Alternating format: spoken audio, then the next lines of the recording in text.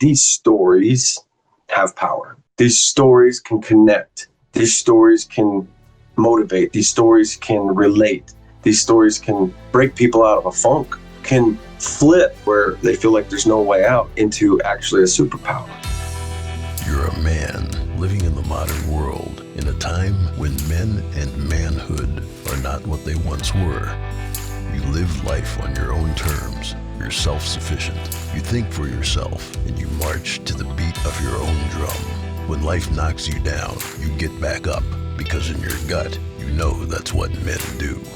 You're a badass and a warrior. And on the days when you forget, we are here to remind you who you really are. Welcome to Sovereign Man Podcast, where we aim to make men masculine again. I'm your man, Nicky Ballou, and we have a very special guest here today, Brian Slade. Welcome, Brian. Thank you. Thank you for having me on. Excited to see where we go with this. Amen. So, Brian, I have met you through your lovely bride, Nicole, and she told me a bit about your story, and it's a heck of a story. So why don't you start by sharing your story? I don't know which story she told you. There's a lot of them, but the military man who wrote a book. That's the story she told me. That's the story. Okay, I can go with that. Right. But that's probably because that was a catalyst to us meeting and ending up being husband and wife. Nice. So I have 27 years military service. Thank you for your service, sir. Yeah, they paid me, so it wasn't all service, but no, I appreciate that. 15 of it was Air Force and 12 of it was the Army. And I flew helicopters for both. I flew the Apache helicopter for the Army and then combat search and rescue for the Air Force. Through my career, I was deployed quite a bit. Like, it was just during the time when we were going over the Middle East a lot, right? And so my very first deployment was in the Apache helicopter, and it was 23 months long, and it was to Afghanistan. Now, part of that was done here in the States for like 6 or 7 months where we were doing a certification just before we went downrange, but it's 23 months away from home with, over a year of that being in Afghanistan. So there was a lot of like, what's going on? Which when we got called to go to Afghanistan, at the time, it wasn't in the news. It just was, it was Iraq. And I was like, oh man, we got the B team game, right? We're going to Afghanistan. Right. I couldn't have been more wrong. I mean, I don't know why it wasn't in the news, but when we got there, it was crazy. And there was just tons of experiences, engaging with the enemy and the enemy engaging with us and all the things that go along with that, battle damage and mental gymnastics with guys and group dynamics and then what you have to kind of learn how to digest as far as the traumatic stuff that you witness. And so that was all kind of just a crazy over a year process that at the end of it I was like, wow, man, what an experience, what a just different life. Like, it almost seems surreal, like it wasn't real, but I also was looking at it and I was like, man, what a great place to kind of use as a foundational piece to look at the rest of life, of what's really important and what really matters. And really at the end of the day, if nobody's dying, we can calm down, right? And if somebody's dying, we probably should calm down. So what it really kind of taught me is to just kind of put things in perspective. But as I started, moving forward, some of the guys that I served with, I started to see that while we had similar experiences, the result was different.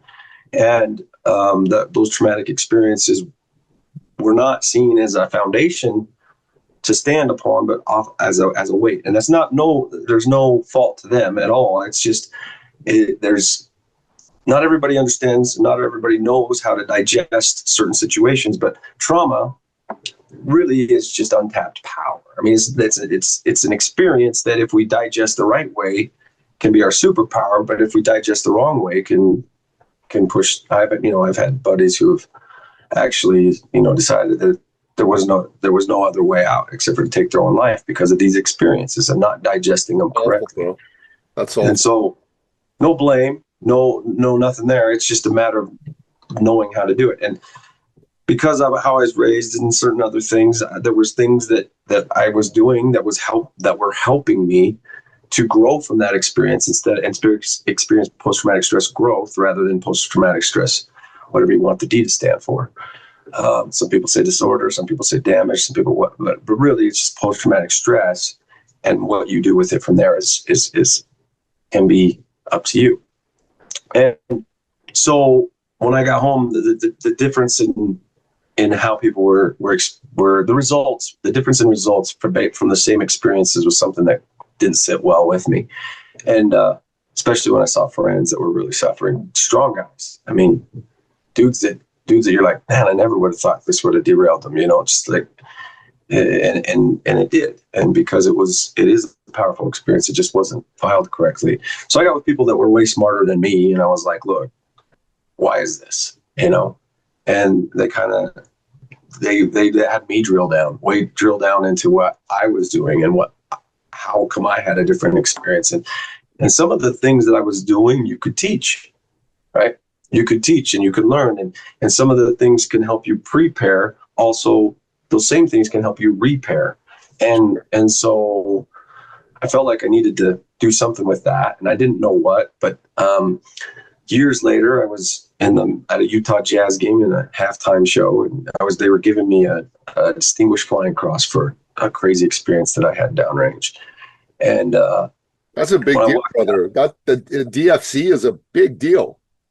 Yeah, I mean, it's kind of a. They don't give that for showing up and saluting, man. They do that for doing some crazy stuff, saving lives, that sort of thing.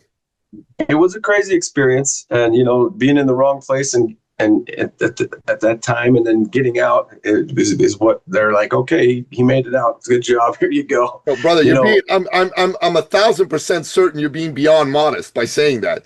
DFCs are not just handed out, man. I know what a DFC is.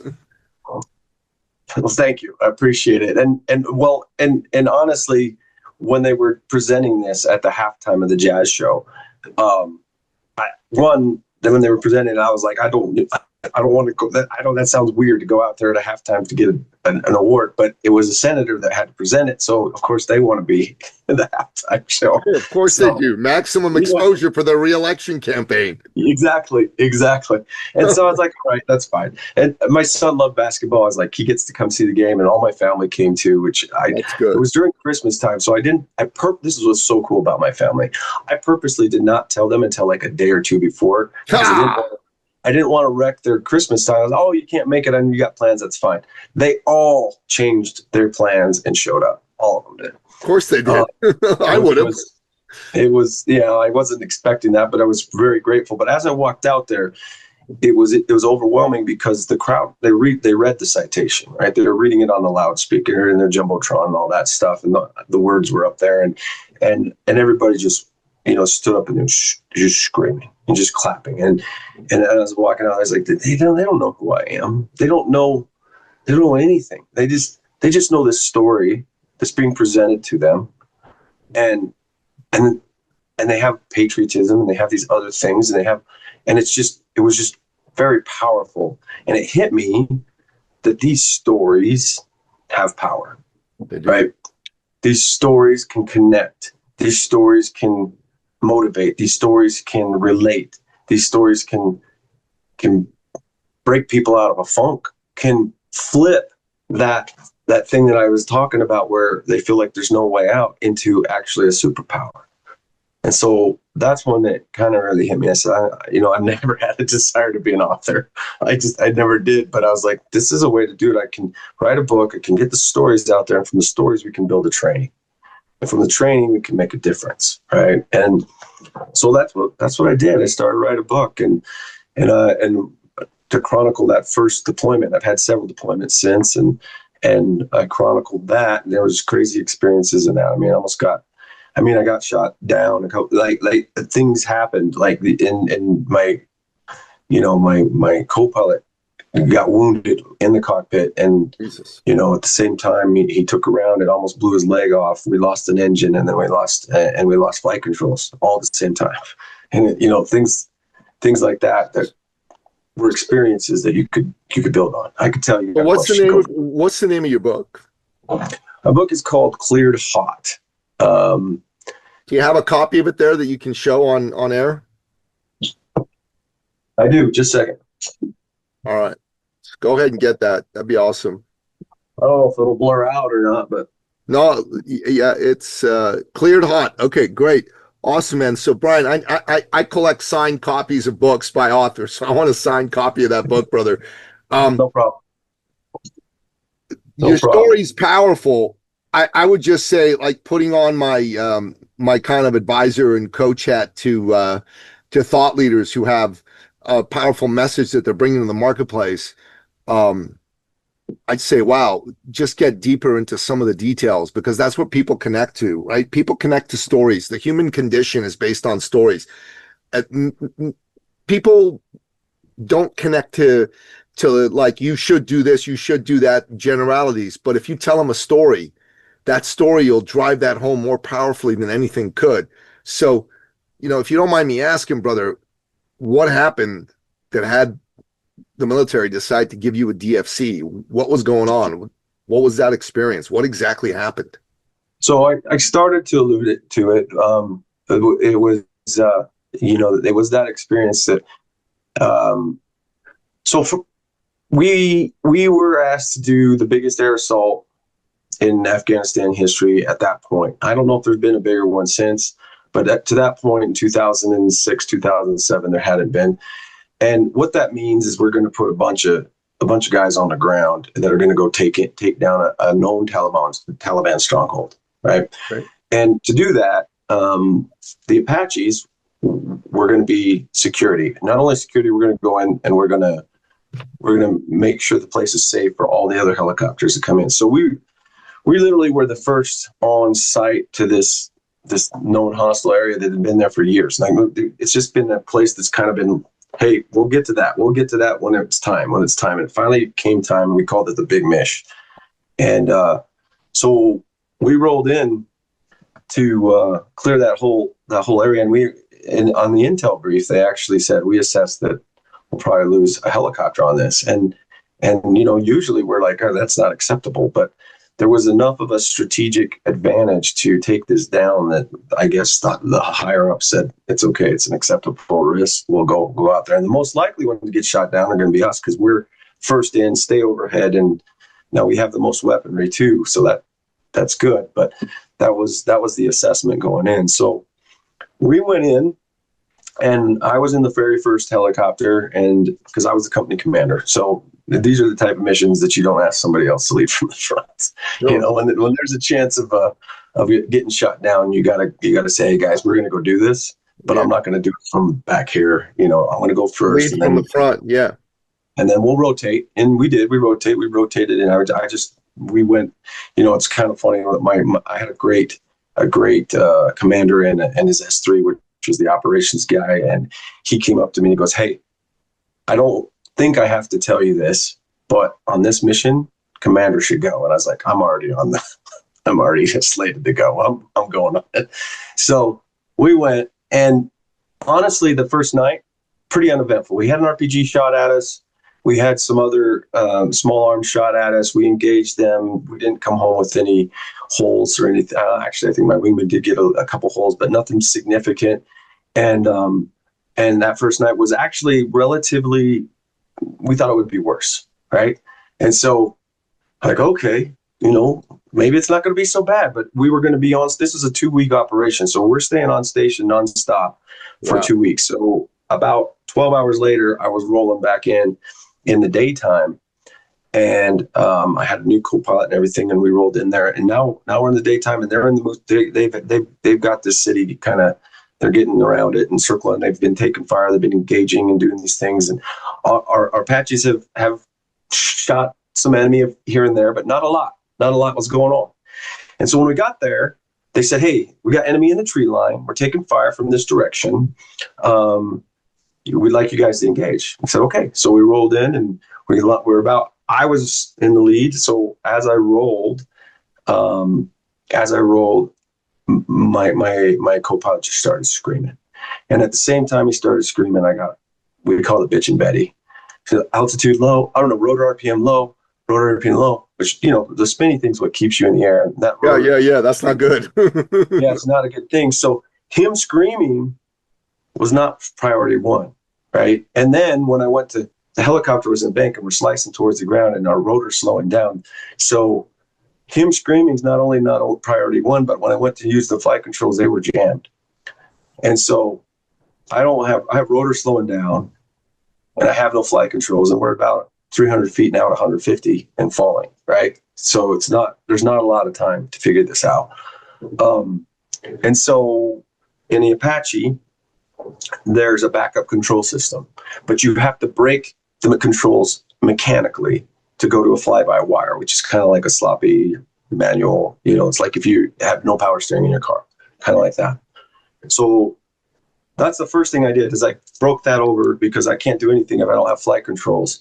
And the reason that the flight controls were locked up, and we didn't know this at the time, I didn't know this at the time, the reason they were locked up is because when that round hit him in the leg, because that's why he's screaming, he took a PKM round right to the femur, which shattered it, flipped his leg around, and his leg wrapped around the cyclic of the control between my legs. That's what locked up the controls. Oh. And so when I broke it, obviously he screamed again because it unwrapped his leg and broke through the backup controls. Still have the rotor slowing down. So simultaneously I went to break that, I slammed the collective down, which is the uppy downy in your left hand, the uppy downy control. Counterintuitively, if your rotor's slowing down, you need to accelerate to the ground to get air going through it to speed it back up. So we're already falling. I have to slam it down to go faster towards the ground, and hopefully the backup control system works.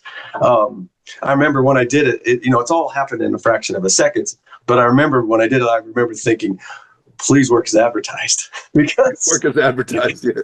If it doesn't, and then it doesn't, that's not always the case. Sometimes the military, hey, this is a redundant system, it'll work like this, and then it doesn't, So I'm like, please, and because if it didn't, we would have snap rolled and landed the helicopter upside down, and they don't land well that way.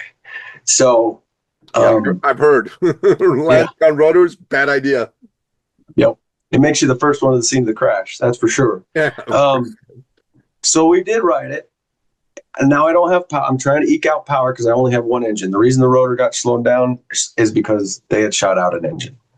So we shot out an engine, shot my co-pilot, and backup control system was still falling out of the air.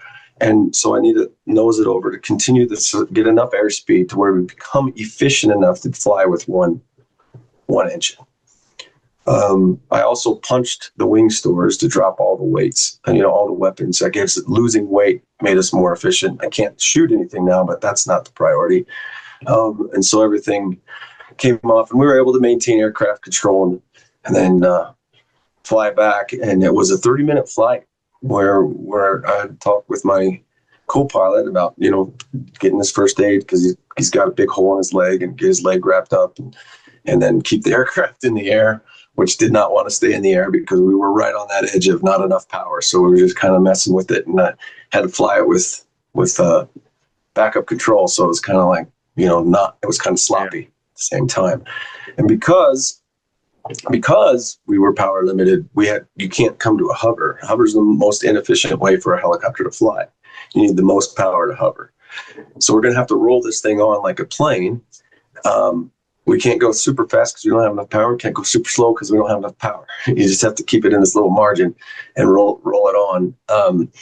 And the controls were giving me weird feedback every once in a while too. So I'm like, okay, this has got to be a delicate maneuver, and we have some feedback. So we're, some prayers being said, and we came in and it actually went pretty smooth and executed the first ever backup control system single engine rolling landing. So now that's done, so people know it can be done.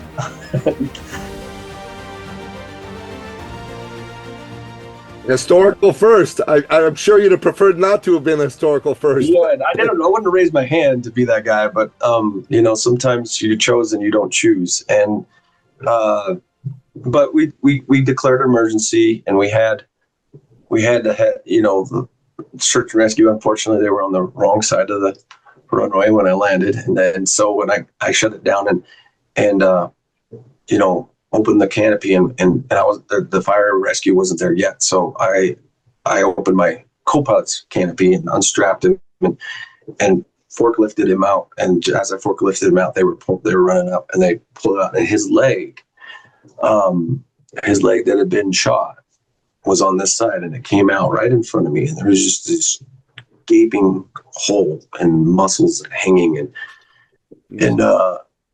you know, he said, to his credit, you know, he was getting under control, and we were even like, he was in pain, extreme pain in this flight, and we were even I was giving him tasks to keep him conscious. I was like, hey, let me call out airspeed, do this, do that, you know, because I didn't want him to pass out, because he's in front of me. I can't touch him. It's just communication. I can't even really see him except for the top of his head. And so we're doing that the whole way. And to his credit, he's like cracking jokes, trying to keep himself, you know, he's in pain, but he's still like trying to cope. And as I pulled him out and his leg came in front of me, he said this as a joke, but it sure hit me pretty hard. He looked at me, saw me looking at his hole and his leg. And he looked at me, you could tell it was kind of like, oh my gosh. And he goes, you got me shot. Which honestly, he meant as a joke. But as they took him away, I was like, he's right. That's right. I got him shot. Right. And how often, you know, we do that to ourselves. We find, like, you know, immediately I was like, I got him shot. I could have done something different. I could have done this. I could have done that. And the truth of the matter is I couldn't have done anything different. I did exactly what I did because I did it. But at the time, and we do this to ourselves, it's my fault. I did this. I did that. I could have done this better. And then that starts to become a weight. And that starts to become something that you can relive over and over again, and it stays on your shoulders. You know, he wasn't part of my company. That mission was so big, we had to get some augmentees. So he actually came from another company. I'd never flown with him before in my life, first time. Wow. And he went from there to Germany, and you know, we communicated a little bit after that. But we were different units, different places, and they did save his leg. He had to put a metal rod in between the femur where it grew, and he you know, he didn't walk the same, but they saved his leg. But because of that instant, the next time I saw him was at his funeral, which was 8 years later. Wow. Or more than that, sorry. 8 years. It was about, 10 to 12 years, I can't remember, later than that. I was at his funeral, where honestly, I just think he was tired of dealing with everything. He was tired of dealing with pain. He was tired of dealing with things. He didn't know how to deal with the trauma of the event, didn't know how to deal the weight. But 4 years prior to that, when I was saying the 8 years, he sent me a message on Facebook. He posted it on Facebook. He didn't send me the message. He just posted it, and I saw it. And he said, 8 years ago to this day, this happened, and I owe my life and everything to Brian Slade, who acted this way and all these different things. Well, up until that point, what I was carrying was, you got me shot. And that's what I was still carrying. And I didn't even realize I was carrying it until I read that. And it just came off. It's like, he actually saw it as a good thing that we got there, that we came back. And, you know, the truth is, it didn't matter how he saw it. It mattered how I saw it, right? I mean, it matters how he saw it, but it shouldn't dictate how I carried that weight. I dictate that, right? Mm-hmm. And so that's really what became my mission, and the mission of this book is to help people learn that you are in control of that, and that those events absolutely can be a source of strength. Trauma can be your power. Trauma to Triumph is the nonprofit that my wife and I then have since created. I told you I wanted to write a book and then create a training. Well, as I was finishing up this book, Cleared Hot, a friend of mine said, hey, Brian, you like to do hard things. You should go to this training. And I thought it was for business. I said, sure, I'll go. And I went. And I actually met my wife at this training. And we I went there thinking it was a business training, and what I realized it was a transformational experiential training. Well, And it really what was it was. called? It's called The Journey to Nobody. Um, Operating under the premise that we all come into this world as a nobody, right? And then we immediately start our somebody training, where we start to build our egos and our somebodies, and it's designed to protect us. And our egos do serve a purpose, but often they are what hold us back as well, right? If I'm a kid and I burn my hand on something that's black, I just created a pain point, a fear, and I may create the belief that everything black is hot, right?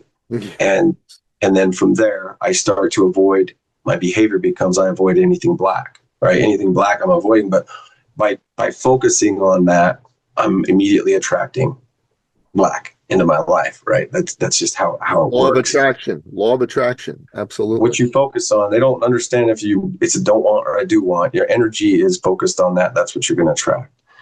And so that the bottom line is the truth is not everything's black.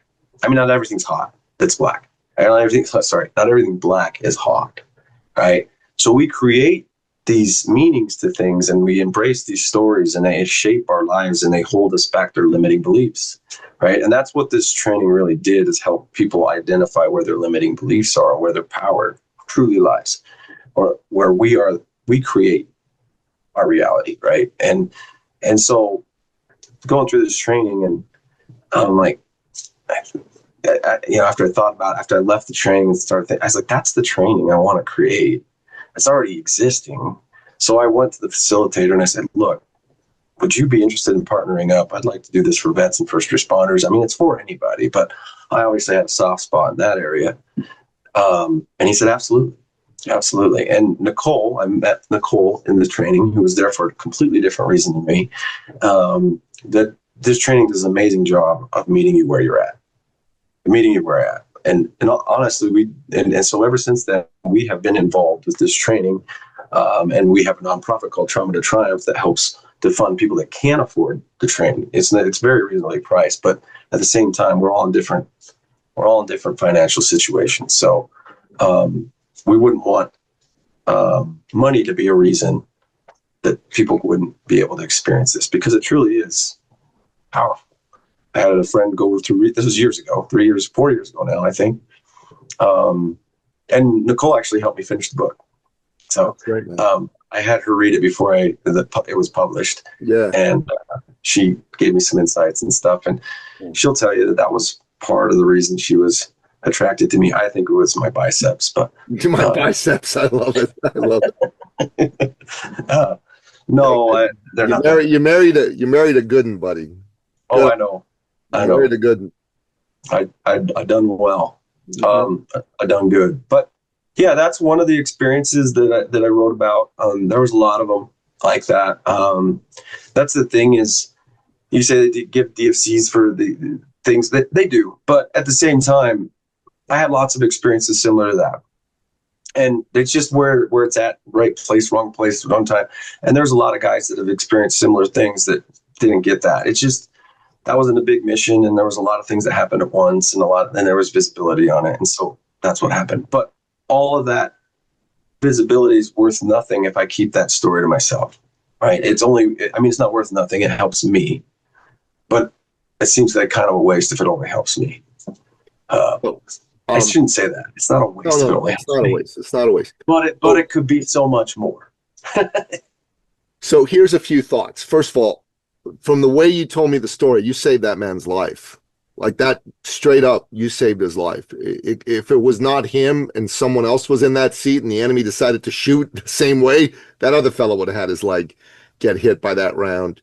You saved that man's life. That's straight up ballsy and heroic, right? And secondly, your story, man, is very powerful. I hope when you deliver your speech, you have a few stories like this sprinkled into it, because storytelling is really what draws people in. And this story, and if you have others like it, are absolutely mesmerizing and magnetic. And you tell it in a way that gets someone who's never had your experiences. and never will have your experiences to still identify with it very powerfully. And I'm glad that you're doing the training and you have the nonprofit. And for whatever it's worth, because I help thought leaders put together their expertise in the form of programs and speeches and monetize that. That is what I do for a living. I think this can be something that can be a series of programs that can not only be taught in a nonprofit setting, but can absolutely be taught to people in a professional business and work setting, and people will pay good money for it, because the three big things that individuals and companies will pay money to solve are things to do with wealth and money, like make money, save money, right? Things to do with relationships, fix relationships, make them better, like culture in corporations, or male-female relationships, or co-worker relationships. And thirdly, physical and mental health. And buddy, this is mental health. In the last 5 years, mental health in the world has taken a deep dive, just like your helicopter did, right? People's mental health is not on the way up, it's on the way down. And these types of stories can be turned into trainings that can help people do it. So if you ever wanted to turn it into something, beyond just you speaking to people, although I think you speaking to people is powerful and awesome, you simply could. I don't want to say easily, nothing's easy, but you simply could. Yeah. That's actually what I was thinking when you were talking. One of the things that you said was, that this is a big need. And the truth is, it is simple. It is simple. The solution is simple. It's just not easy. No. And that's really it. It's a mind shift for the most part. I mean, sometimes we have some physical damage to our TBI and stuff like that, where there are some other types of treatments that need to happen. But a lot of times it's a perspective. It's just a mind shift. And it really is simple, but it's not easy. Well, that's what I mean about your stories. You can take what you've done. Okay. All right. Look, I'm just going to take 2 seconds and show you this, because, this isn't what this interview is about, but this is a tool that we use with our clients. Okay. So as an example, I didn't create this. So a guy named Matt Church created this. This is called a pink sheet, or an IP snapshot. We take some of the things you've been saying and we fill this out here, and we come up with stories that validate it. We come up with some, books and studies that validate it. We draw visual models that validate it. And then we use metaphors to validate it. Let's say you have a dozen stories. We create a dozen of these with a dozen points. Then I'd sit down with you and I'd say, all right, Brian, let's create a 6-week program. Let's create a 12-week program. And let's have each one of these sheets would represent a lesson and a module with homework for people to do. So you create that, you put it together, and we go, okay, we're going to go to, I don't know, a financial services firm with call centers that's having huge turnover, right? And you're going to go, listen, guys, let's do a pilot program for 50 of your people. We're going to charge $1,500 a head. We're going to do this for the next 3 months. And the objective is that your people are going to come out at the end of this feeling more empowered, with greater self-belief, and that's going to improve their productivity by 14% or whatever the numbers are. You figure all that out. I'm thinking there's going to be people that are going to go, yeah, I think this is a good idea. Let's do it. You know what I'm saying? And your speaking could be the feeder to create these opportunities. So you go and you speak for a national association of, bankers, or you go speak for a national association of university professors, or whatever the heck it is. But that would be the way that this could happen. And you say that gives you great joy, man. Well, here's an opportunity for you to have some great joy and make a little bit of money on the side. So what the hell? Yeah, nothing wrong with that. No, nothing wrong with that at all. No. So yeah, I mean, the whole reason that Nicole and I do what I do is do what we do, and with what she does is we do want to raise the vibration of the planet. But honestly, if you do that and you do it in the right way, everybody wins. And that's emotionally, spiritually, financially, all of those things. And those are all tools. And if you don't focus on any of them, you can't magnify the others, right? You have to focus on all of them. So, amen, brother. Amen. Beautifully said. Beautifully put. I just want to cheer you on. Do more of this. It's good stuff. It's good stuff. Your story's rock star. Um, like I run a men's group. I was telling Nicole this, and we meet 2 Thursdays a month on Zoom. Next one's a week today. I was going to invite you to come, as a guest just to check it out. But if you're free, why don't you come tell your story? Why don't you come be our guest speaker for us too, and check out what we do while we're there too. I think you might like it. But your message is powerful, and more people need to hear it, man. So get it out there. Yeah, I'd be happy to if I'm free. You just send me the times. I'd love to. Sure. We'll chat offline as soon as the interview's over. So bro, hold up your book again. Tell people where they can get it and all that. So it's on Audible.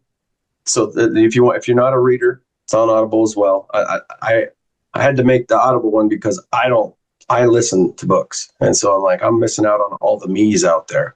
But if I could get it to not, there we go. Cleared Hot. There you go. Cleared Hot by Brian Slade. Yeah, it looks good, man. Looks good. Looks good. Cleared Hot. But you can get it on Amazon. You can get it, most places books are sold. You can get it. And, and like I said, you can get it on Audible. I actually read it. That's awesome. You didn't use AI. Thank you for not using AI to read your book. No, I didn't. That wasn't really a thing yet. I mean, they had it, but it was like, it really sucks, robotic. Man. AI read books suck. They just do. I'm sorry.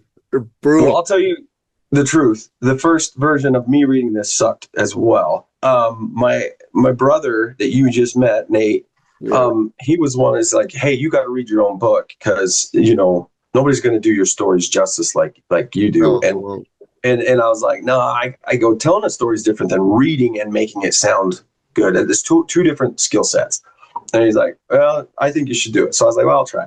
I tried it, and it was horrible. I mean, it was terrible. Like, I'm like, man, and he's like, how's it coming? I was like, it's pretty bad. It's not good. And he goes, it can't be that bad. And I was like, here, listen. So I had him listen to it, and he goes, maybe you should hire somebody to do it. But then I was like, oh no, now I'm doing this. Dude, man, now you pissed me off. All right, yeah, just to show you. It took me 16 tries to where I'm happy with it. And now I've had people that say, man, it's one of the best audiobooks I've ever listened to. You really get into it. But it took, telling a story is different than reading it. It's different. So I'm kind of proud. I'm actually kind of proud because it took me so much time to do. For you, man. That's awesome, bro. Brian, it's been a real pleasure and an honor to have you on the show.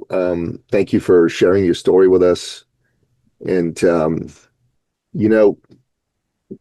I am originally an immigrant from the Middle East. I'm a Christian from Iran. When I was 11 years old, the Islamic Revolution took place in Iran.